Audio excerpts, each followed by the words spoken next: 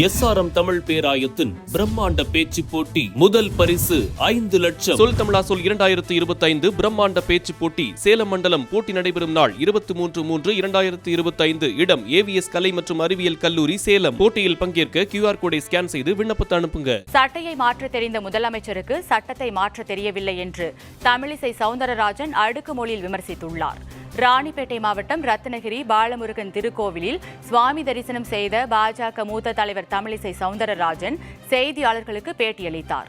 அப்போது பேசிய அவர், தேவையில்லாத வேலைகளுக்கு குழு அமைக்க தெரிந்த முதல்வருக்கு மேகதாது அணைக்கு குழு அமைக்க தெரியாது என சாடினார்.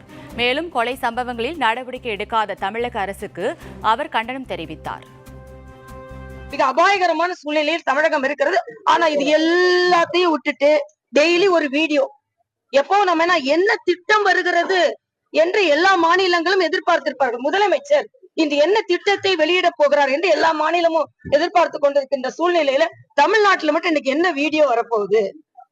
எதையுமே சட்டம் செய்யாத முதலமைச்சர் சட்டையை மட்டும் மாத்தி மாத்தி, ஒரு நாள் கிரீம் கலர் சட்டை போடுவார், இன்னொரு ப்ளூ கலர் சட்டை போடுவார். சட்டையை மாத்திரம் மாத்தி மாத்தி மாத்தி, சட்டத்தை மாற்றாமல், சட்டம் ஒழுங்கை சரி செய்யாமல் சட்டையை மட்டும் மாற்றி வீடியோ போடுறதுல எந்த பிரயோஜனம் இல்லை முதலமைச்சர் அவர்களே என்று தாழ்மையோடு கேட்டுக்கொள்கிறேன்.